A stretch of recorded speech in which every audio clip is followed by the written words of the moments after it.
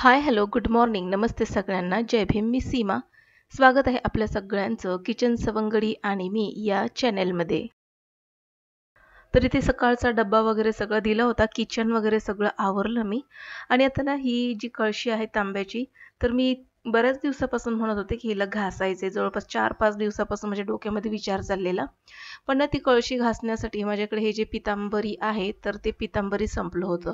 तर मग काल आणलं होतं, तर म्हटलं की चला आज ही पहिली कळशी स्वच्छ करून घेते. तर खूप छान अशा निघतात पितळेच्या किंवा मग तांब्याच्या अशा कळशा किंवा भांडी. तर जास्त काही आपल्याला वेळ लागत नाही घासायला. तर मार्केटमध्ये ना साधारणपणे लिक्विड पण आलेलं आहे. तर ते लिक्विड फक्त आपण या भांड्यांवरती टाकलं की पटकन ते स्वच्छ होऊन जातं. त्याला असं घासायची वगैरे गरज पडत नाही.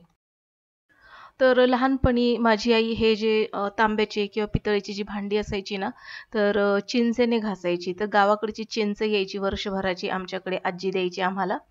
तर मग त्या चिंचेने मस्तपैकी ही पितळेची, तांब्याची भांडी घासली की इतकी लख्ख निघायची ना, जाम भारी वाटायचं. म्हणजे असं वाटायचं की म्हणतो ना, एक जादू वगैरे केली त्या भांड्यांवरती, तर असं वाटायचं.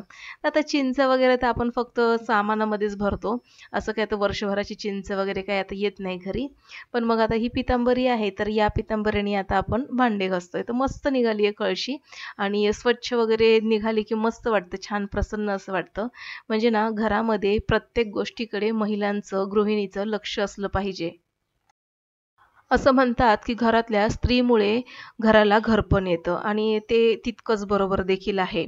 तर बघा किती सुंदर अशी कळशी निघालेली आहे. तर थोडंसं ते काळपट आहे ना, तर ते म्हणजे आणखीन थोडंसं घासलं असतं तर निघालं असतं. पण मला थोडीशी घाई होती. त्याच्यामुळे आता मी काय केलं, पटकन पाणी भरायला लावलं.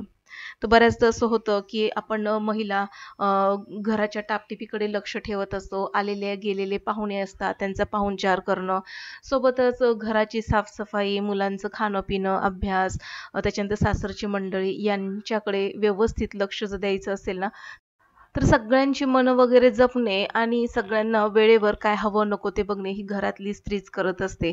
आणि म्हणून घरातली ही स्त्री जर एकदम अशी संस्कारी वगैरे आली ना, तर घराला घरपण असं मिळतं. असं म्हणतात, घर असावे घरासारखे, नको तर नुसत्या भिंती, तेथे असावा प्रेमळ जिव्हाळा, नको तर नुसती नाती.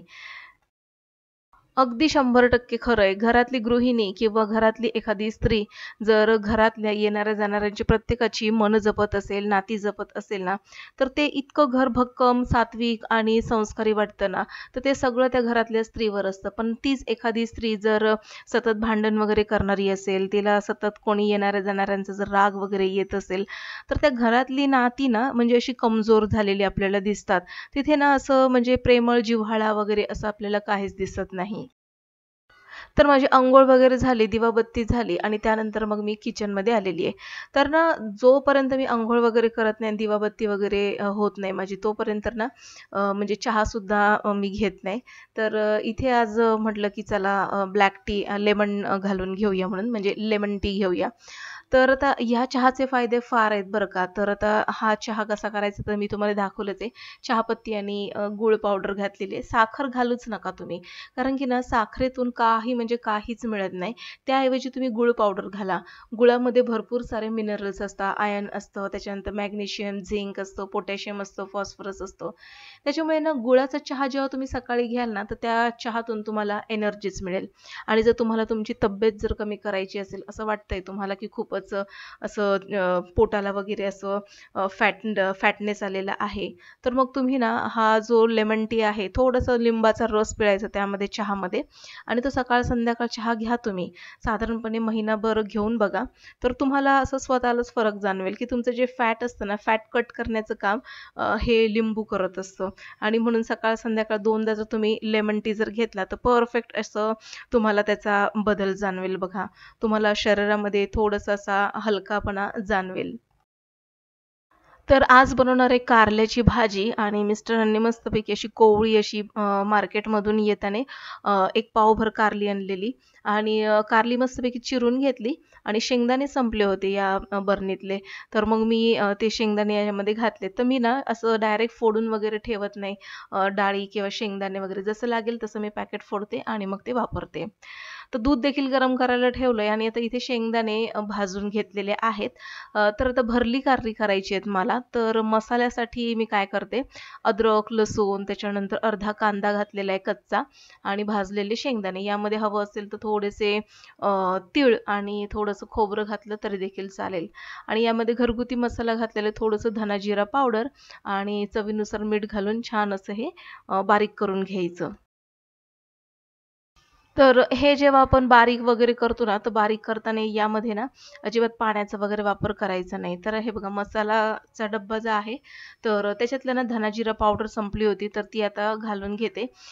हा मसाल्याचा डब्बा फार बरा पडतो, म्हणजे एकाच वेळी सगळे साहित्य एकाच डब्यामध्ये मिळतात. तर मार्केटमध्ये खूप वेगवेगळ्या प्रकारचे मसाल्याचे डब्बे आहेत, तर मला तर सगळ्यात बेस्ट हाच वाटतो. तर असो तो मसाला आता मी इथे सगळं तयार करून घेतलेलाच आहे. ह्याला मस्तपैकी वाटून घेते आणि ही जी कारली आहेत ना, तर त्यामध्ये आधी मीठ भरायचंय.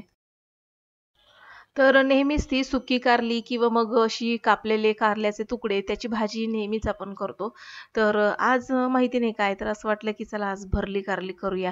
मस्तपैकी मग ही आता मसाल्याच्या कारल्यांचा आता बेत आखतीये मी. तर ही कारली जी चिरली होती ना, तर त्यामध्ये मीठ भरायचे आणि ह्या कारल्यातलं पाणी जे आहे ना, ते मिठामुळे निघतं आणि कारल्याचा कडवटपणा कमी होतो. तसं बघायला गेलं तर कारली आहारामध्ये असावीत, कारण की असं म्हणतात ना, की ज्या चवी आहेत आंबट, तिखट, गोड, तुरट, कडू, तर ह्या ज्या चवी आहेत त्या आपल्या आहारामध्ये असाव्यात. तर त्याच्यामुळे आपल्या शरीरामध्ये देखील खूप फरक पडत असतो. आपलं पाचन तंत्र जे आहे ते ह्या चवींवरच अवलंबून आहे.